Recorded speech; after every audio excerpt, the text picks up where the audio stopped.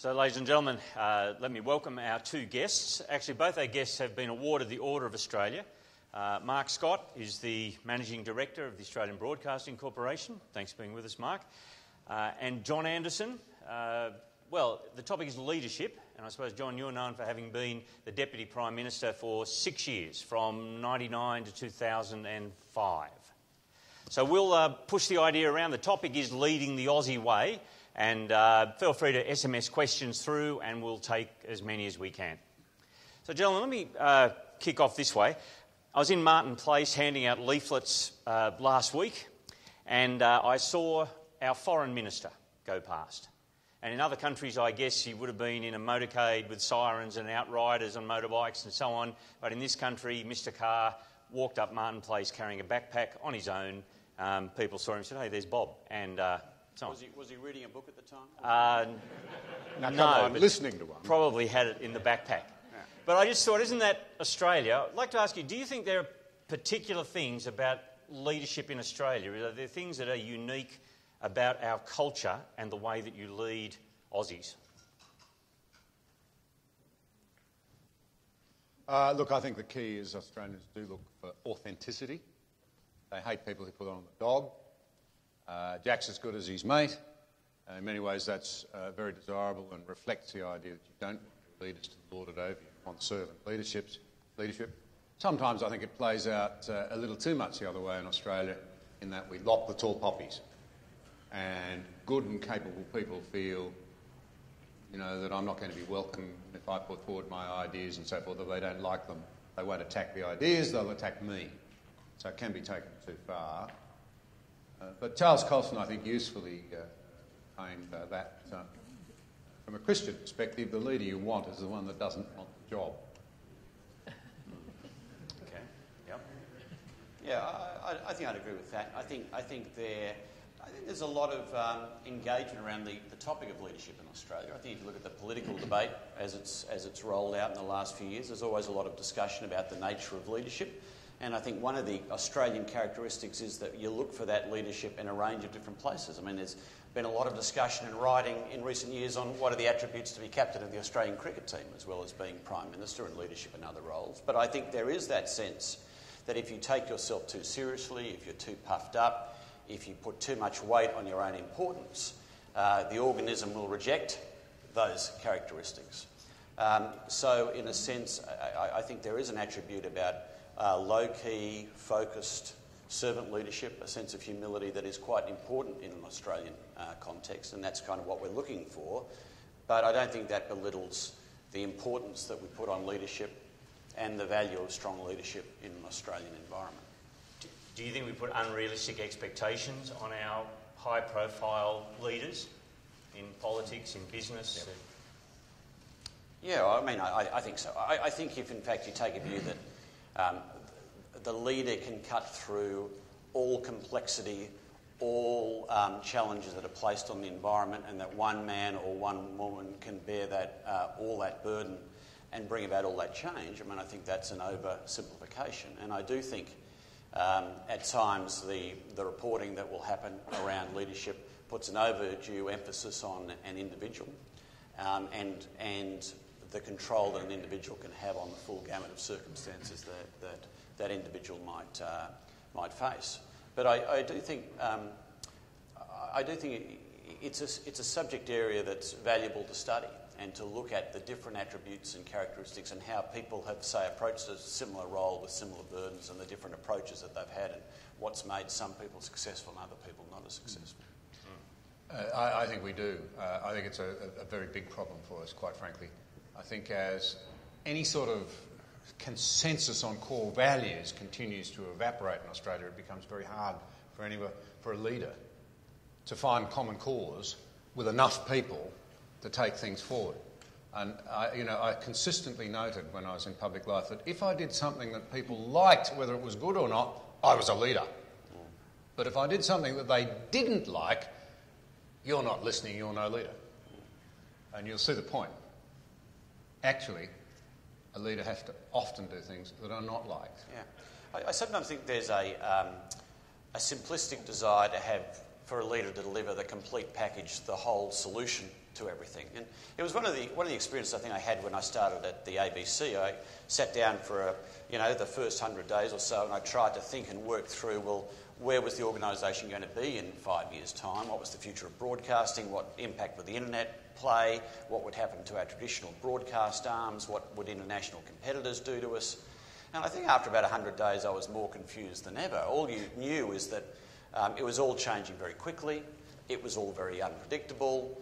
There were a whole series of variables over which you'd have no control. But fundamentally, the future was that way. As an organisation, we're heading that way.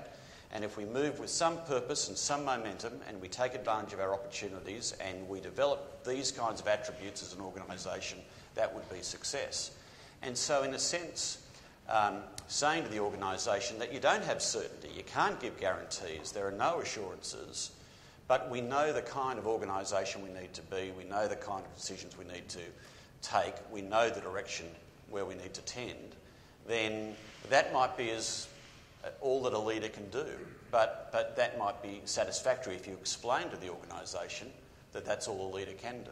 Yep. I think, by the way, that he did an excellent job at that. I really do. Thank you, John. We've got a question. What I'm waiting for is someone from the ABC to say that. Oh, John, come on, John. Our airwaves. But I do mean it. Our airwaves are always open, John. But I did hear you summarise your views at a meeting about 5 years ago, and I thought you did it superbly. Yeah. We have a question via SMS. Aussies love authentic leaders. I think you mentioned that, John. What does it mean to you both? What would authenticity look like? What does it look like as you do your job? Two big, difficult jobs that you've got. Well, I think there's one of the things I suppose I've reflected on is whether the organisation thinks you're credible or not, and whether, in fact, the more they look at you and the more they listen to you, and they look at not just what you're saying publicly, but how you're delivering that privately, is there a credibility gap around that or not? And I think if people feel that there is a credibility gap, that you're not authentic, you're not real, then they're far less likely to trust you. They're far more likely to step back and be very guarded. You mean, do you have the same face and personality publicly and privately? I think so. Yeah. I think the Australian people pick up on that. Yeah. Probably, actually, our perspectives would be slightly different there, because when you're in public life, the Australian people are very stern taskmasters. Yeah. And it takes a long time to win people's confidence and trust.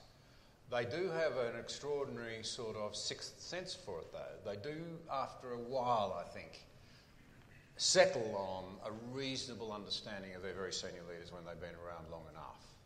I do believe that.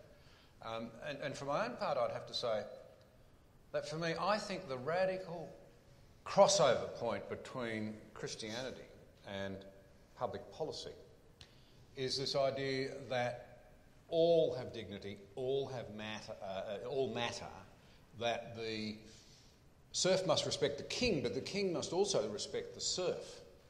And I found in public life it was a very useful antidote to pride to consistently try and remind yourself that you're standing before the Almighty was completely different to your own idea of your own importance, if that makes sense. And that when I met and I had a lot of them in my electorate. Many of Australia's poorest electorates now are rural ones, and I had one. And I remember meeting, it only happened to me once, but I had an Indigenous lad who got so upset with, I can't say with me, but with the world he was living in. He spat at me in one of my outback towns. And I remember thinking, no, I've just got to remember that I've got no greater standing before the Almighty than he does, and vice versa.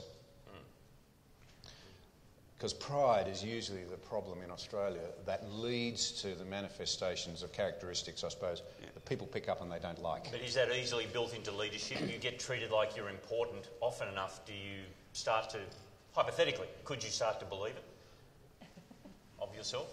Well, sure. I think that's one of the great temptations, actually. That having the job becomes more important than what you want to do by having the job, in a sense. And that there are all these trappings that come with status and money and prestige and how people treat you. And I think there are umpteen case studies that people can see and can identify of leaders who've come to believe that and accept all that. And that becomes their driving motivation. I think that's one of the things that really the GFC put us a harsh light on, I think, in some sectors. And so I think you do get that. I mean, one of the challenges I think about political life, I mean, I work, I suppose, around politics, but I'm certainly not a politician. But one of the things I think that's interesting about political life is the difficulty that the whole construct creates so that leaders can't actually say, I don't know.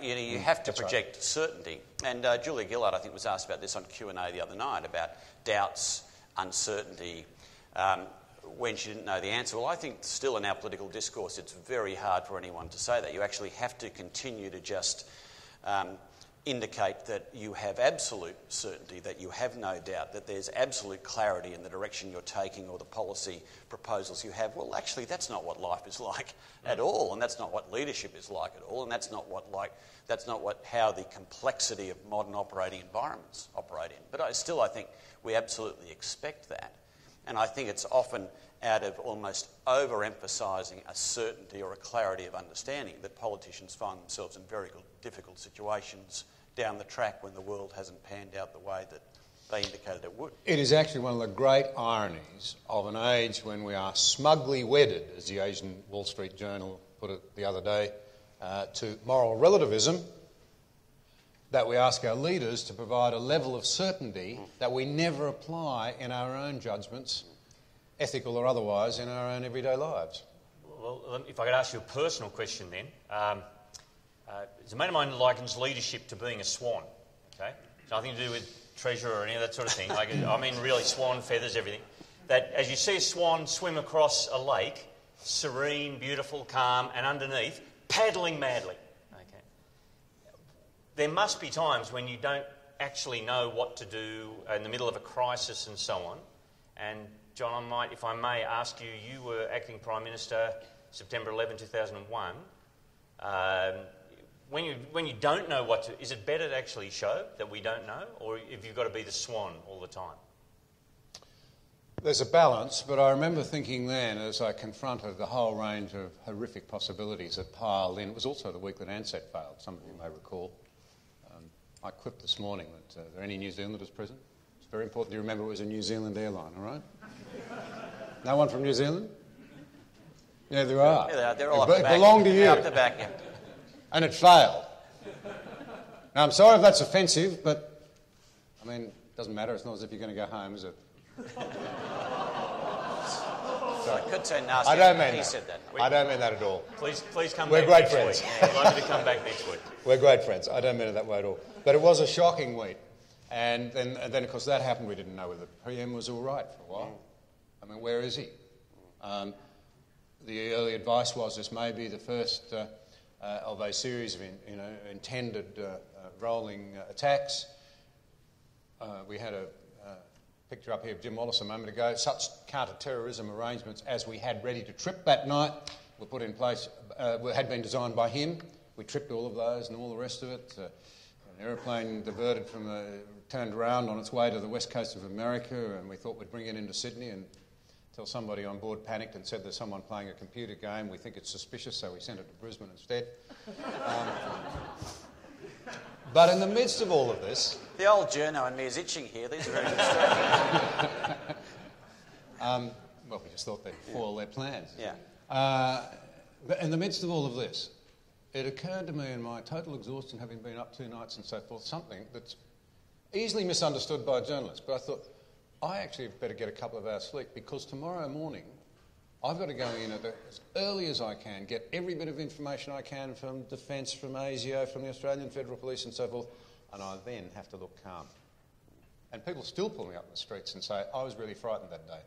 I was so glad that you looked calm. Now, was I calm? No. I was before the Almighty. I don't mind confessing to you, I spent a bit of time on my knees, and that was immensely important. But no, I can tell you, the wheels of everything, personally, the apparatus around me, the cabinet, those are the moments when you've got to say, this isn't about me, it doesn't matter if I get crunched, it's about the Australian people. But there was a big part of it that said, I need to calm as much as I can people's concerns. Yeah, I think there is a difference between needing to provide reassurance and confidence to your people at the time of crisis, that we're going to get through this together. It's a difficult day, but it's going to be all right, and we're going to stick together and we will survive this. At the same time as I think being with that team that you need to pull together behind the closed doors, very open and robust and frank, and not kidding them that you have all the answers yourself and just do as I say. I mean, I suppose I take a view of leadership that says I often like to surround myself with people who are smarter than me, who know more than me, who often have more experience than me, and my role as leader is to kind of coordinate and facilitate that conversation, that dialogue, that the wisdom is in the room, and your job as leader is to be able to extract that wisdom, and then finally to make a judgment call, if there isn't consensus around that, what's the best way forward. And that, I think, is, going back to your swan analogy, that's all the work that's happening in a very intense environment behind the door, so that you can actually then go out and say to the larger organisation or say to the broader community that this is what we know, this is what we understand, this is what we don't yet understand, but this is what we're going to do.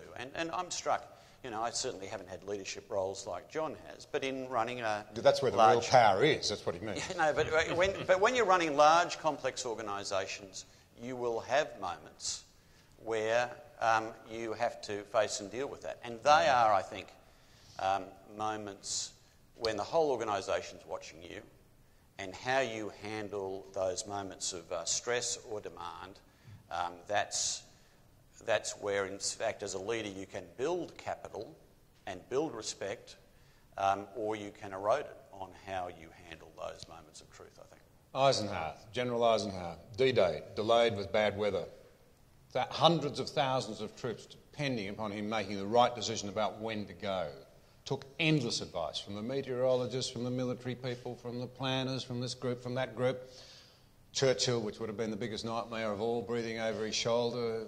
Roosevelt coming in from the United States. He made it very plain he wanted all of their advice as he paced the floor, puffing away on a cigarette. Ultimately, in the end, he had to make a decision. He was probably still churning over inside as much as any of them, but he couldn't afford to let anyone see that. We go at such and such a time. Everything hinged on that being the right moment. He called it right, as we now know, and he must have still been in turmoil, but he had to show his troops that he believed in the judgment that he had made. A question here about our culture, and perhaps picking up the idea of us asking too much of our leaders. Is there something in our culture that actually likes to see leaders fail or fall? Is there something perverse in our culture, maybe I'd put it? I want to hear John on this, but I do think it's interesting. I don't think you travel around many countries in the world where they would talk about the tall poppy syndrome the way that we talk about the tall poppy syndrome. I don't think you'd go into Europe, or certainly go into the US, and say that there is that sense in the culture that says once people get to a certain height, we quite like to prune back and to bring them back down. But why do you think that is the case here? I think it's, to be frank, it probably does go back to our origins, that resentment of authority. And there's a strange streak here. We were talking about leadership earlier.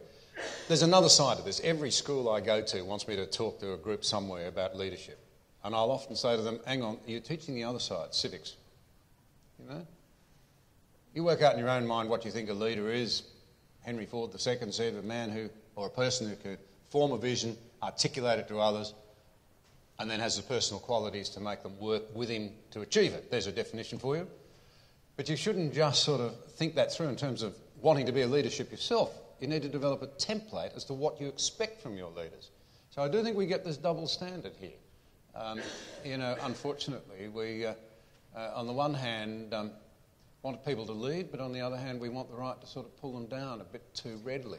So you think we've got a room full of people here. If we ran a seminar next week on how to be a good follower, we might not fill the room. Is it kind of how we're a little Well, double standards? It's not a bad question in a way, is it? It's not a bad question. Because nearly all of us will be leaders at some point in our lives for a limited period of time with a limited amount of influence. For the great majority of our lives, we actually will be determining whether or not we're going to be sensible followers. That's the reality for most of us most of the time. And I'm not sure we actually do get that all that right. I'll say something, this is not political, okay? It really isn't. But there's a lot of political turmoil in the country at the moment, and I think the Australian people sense very, very deeply that things are not going well in the Western world. I think that's a fair statement. Can I say to you, this is going to require all Australians, if we're to maximise our opportunities, make the best of the way going forward, all of us to be engaged, and we are going to have to be prepared, regardless of what happens on September the 14th, to wear a fair bit of stuff that we don't like. Can I put that to you? As taxpayers and Australians? That's what we're going to have to do. Well, how are we going to handle it? And I'll be really blunt. I reckon I could trace through a few incidences in recent years where Australians have not responded well as they might have, to some of the decisions that have really been needed in the interests of our children and our grandchildren. Let me pick up the idea of culture. As I read about leadership and so on, or talk with people, the idea that a group, whatever the group is, organisation, company, church, whatever, becomes like its leader in culture and so on. You've both, Mark, you lead a huge organisation. Do you agree with that? You feel like you're able to affect the culture of the ABC? How do you as one individual try and do that? Yeah. Look, I think what's interesting about an organisation like the ABC is that it clearly had a strong organisational culture before I arrived, and it will have a strong organisational culture after you go. And some of the readings I did around organisational culture said that if in fact you had an organisation where there hadn't been great turnover of numbers in its core, but there'd been a lot of turmoil and instability at the top and a lot of external pressure, that's the kind of organisation where you get a strong organisational culture. And they can almost, and I think there's a sense early on that, well, who are you? You're the new CEO. Fine, how long are you going to be here for? We're the true believers. You know, we're here for the long haul, and we'll sit and watch and see what you're like before we decide we'll follow you or not. One of the things we did quite early on was we talked a lot about organisational values. We came up with a set of organisational values, and we talked about them quite a lot, about dealing with each other with integrity and respect and collegiality and a sense of innovation in the organisation. And I think over time that when people started citing them back at me, I thought that was quite a positive case. You know, we can't do that because that wouldn't be in line with our values, you know, calling me to account around the values. So that was a good organisational point, really. And so I think you can do that. I think you've just got to... The organisation has to sense that you mean it and that you're authentic, and you've got to actually stick with these things and be consistent and live by them over time. But yeah, and I think it's a long haul, those things, because I think the cultural things you're trying to change have been embedded and grown for a long period of time, and you've got to be pretty consistent in sticking with those things. Right. So a long period of time to affect the culture of a big organisation like the ABC. John, what about politicians? Are politicians of either side, apolitical, are they able to affect the culture of our country, or is that mission impossible?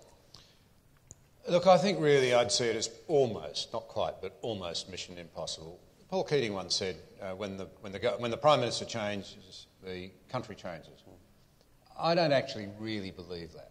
Think of some of the really great figures of the 20th... In a democracy, let's just keep ourselves to democracy.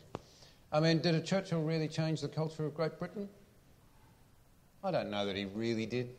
I think the real nature of a culture is more determined by the prevailing belief systems and the values those belief systems drive and the behaviour and the ethics that derive out of them. And I think culturally for Australia, the reality is that we've quite quickly gone from a situation where, whether you went to church or not, you saw Christianity as broadly true and that shaped your worldview. It then became just one of a number of options that are all equally valid. It's now morphed into something that's dangerous and you shouldn't expose your children to it, at least in the minds of many in those who might see themselves, wouldn't name themselves as the sort of progressive establishment in this country. I happen to pretty strongly disagree with them. I really do. But I think it's very, very hard to change that mindset. I think people can have an impact on it, but it is limited unless it happens to be sort of somehow combined with a whole lot of other forces that are taking place.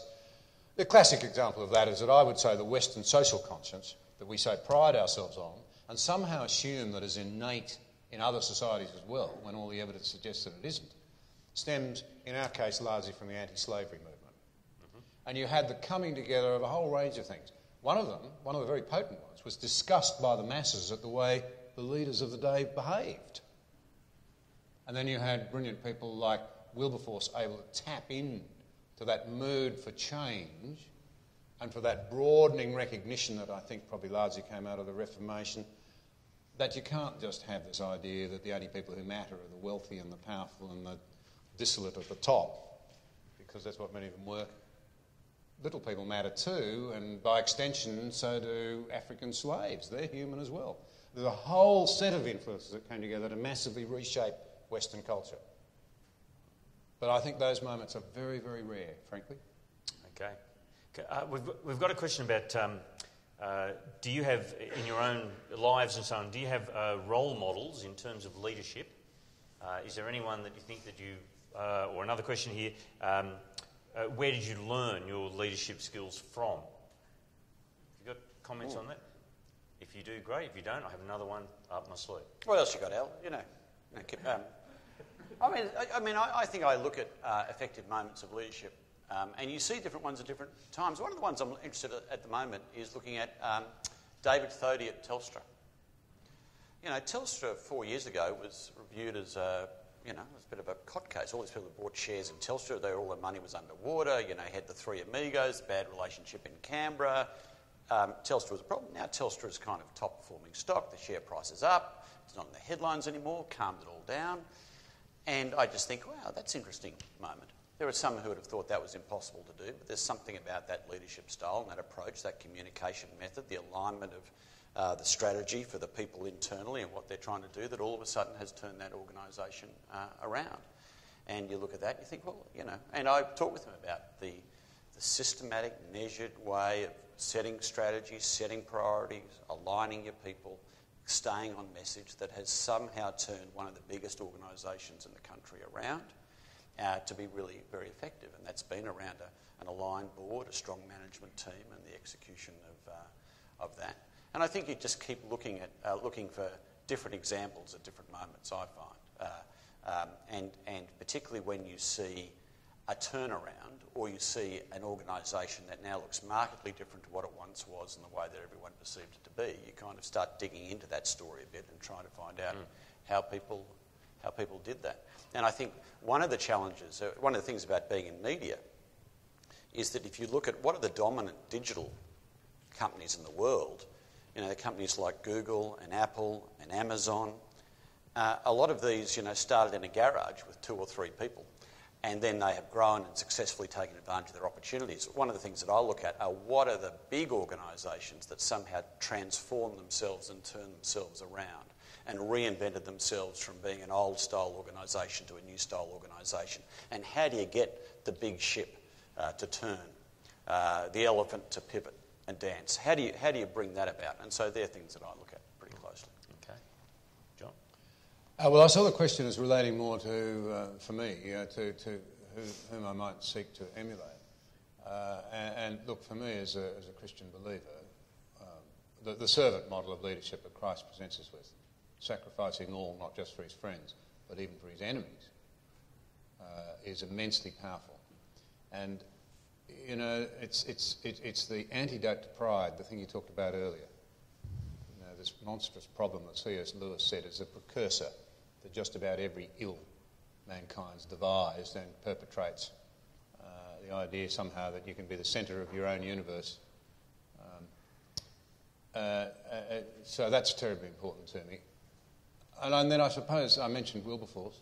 I think his model of carrying that forth during his short years on life, enormously influential in the setting up of this country and its values. It wasn't just that he had Richard Johnson put on the early ships. This is the first country in the world, in the modern world, where slavery was outlawed. I don't know how many of you knew that, but the sailing orders for the first fleet, no slaves in the new colony. Thanks to the emancipists and the people back in England. It helped that William Wilberforce, had a nephew in the Foreign Office. Always helpful if you've got the wherewithal to do these things. As Margaret Thatcher apparently once remarked, the Good Samaritan wouldn't have been able to do very much if he hadn't had a bob in his pocket. But that's the way it goes, Yep. Use the tools at your disposal wisely. So I did a little research. Transparency International publish yearly a rating of nations on the basis of corruption or perceived corruption. There's 174 countries that they list. We were number 7, so we're not in for a gold medal, but we're doing okay in terms of 7th from the best. Do you think, John or Mark, that what are some of the reasons? Now, that's showing that our leadership here, national, business and so on, is pretty solid. Are there reasons that we're like that as a nation? Absolutely. You want to expand a little bit? Well, have a look at the scale. This is incredibly bad news for the new atheists. This is a really... how many of you are aware of it? Transparency International? German, I think it is. It's a website. You can just Google it. Google it. It's well worth having a look at. If you have a look at it, it's the clearest demonstration you could ever hope for that belief systems influence and massively shape the values and the behaviour and the ethics, the sort of moral tone of a community. Because what it shows is it's essentially the Christian nations that are at the top of it. But what's in some ways even more interesting is guess who's at the bottom? The countries that have had long flirtations with atheistic regimes. So, those of you who are interested in this debate, I'm fascinated by the new atheism. We have Christopher Hitchens here. I mean, sadly, he's passed on. Here he was in Sydney a little while ago. I think, Mark, you might have been one of them. There were 39 of us, I think, participating in, what was it called? Inspiring People. Inspiring People. There were actually 38 plus me, okay? But here we were in Sydney in 2009, doing a series of this sort of thing almost around the city with Carl Faze as the moderator. And we're all proclaiming our beliefs in the risen Christ, while down at the Opera House you've got the world's leading thinker, I suppose he was, atheistic advocate at that stage, saying only an infantile mind believes that story. Well, his brother, Peter Hitchens, has written a book called The Rage Against God, How Atheism Converted Me to Christianity. He lived in atheist Russia. And he said, must we learn it all again in the West? We seem to be determined to do to ourselves voluntarily what the Russians had forced on them for so long. Can't we learn the lessons there? We trash God, we ridicule him, we push him out of the public square, then we go on to do things like trash marriage and family and wonder at the mayhem. It's a very, very interesting chart. Ask yourself, who's at the bottom as much as why are there people at the top? Transparency International. You're going to have a look. But one more interesting question here. I think the last one. I think the ABC was back in that conference. And possibly. I wouldn't be the least bit surprised. But let me add. Look, I understand that view, John, as well. But I think there are some of the other characteristics that then have evolved in a country like Australia. I think are very important. And I would say that a free and independent press. You look at those countries that are high in transparency. There'll be an absolute correlation with a free and independent press. There'll be an absolute correlation with the strength of the rule of law. And you look at what's happening in this city now, I mean, which inquiry do you want to go to? The only place getting bigger crowds are the ICAC or the Waterhouse inquiry than this event. Because in a sense, I think we have established these traditions where we hold our leaders to account, where the media does investigate and ask tough questions, where you have a strong rule of law that comes to bear on the back of that as well. And that, I think, is also deeply in our culture, that sense of investigation and accountability and consequences that need to be paid if people fall short of that. And I think we're constantly shocked at times by revelations at the ICAC about what's been happening in our midst, and I think that just drives the system further. To ask, are journalists doing their job, are the police doing their job, are investigators doing their job, and are we creating the kind of society that we expect A couple to have. of points out of that. I thought you might. Yeah. Firstly, I would say those values, relating to free press and transparency and accountability, have their same origins. Yeah, accept frankly. that. Yeah. Based on the principle that our forefathers, with their worldview, developed this idea that one American encapsulated it as we're so good we had to give ourselves a vote, we're so bad we had to give ourselves a vote. You understand the principle behind that. But secondly, I would say to you, I think, and you need not respond to this, but I think there are many Australians who wonder actually just how free the press is now, given that so many of them actually hold a worldview that is quite dismissive of our cultural heritage. Are they not enslaved to a set of values that they find very hard to put to one side when they want to evaluate these big questions about who we are and how we came to be free? How many journalists would really accurately track through why it is that chart is falling out the way that it is? Because there are implications in the middle as well, aren't there? It tells you something profound, I would say to you, about the impact on people on Main Street that derive from the essential beliefs and core values of that society.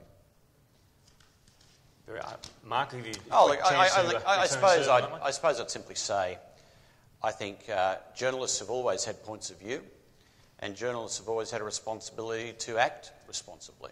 And I know I won't speak on behalf of the Australian media, but on behalf of the Australian media I can speak on behalf of. I think we have clear guidelines, clear expectations around fairness, balance, impartiality, asking questions with respect.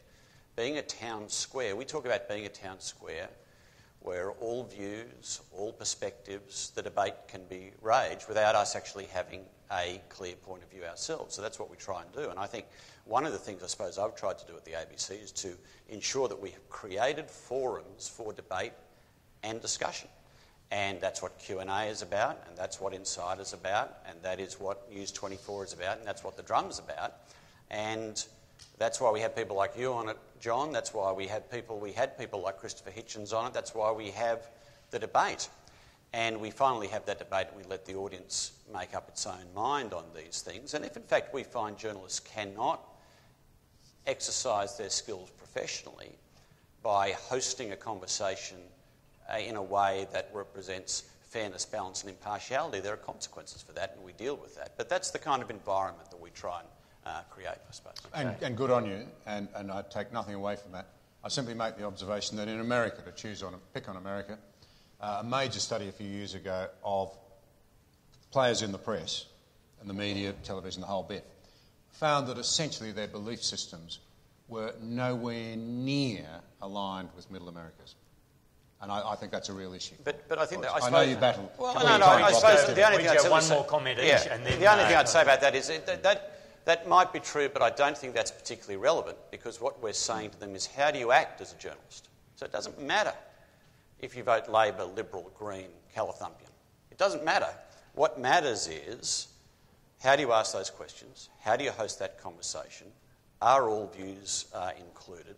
Are you creating that kind of environment? And that's our test, actually. Our test is what they do when the microphone is open, not even what they think, certainly not how they vote. And that's how we judge them, and that's how we assess them, and that's the environment that we create. I certainly hugely respect you, Mark, for your commitment to those. I certainly would want to say that. Gentlemen, thank you. I wish we had more time. We have got people who've got to get...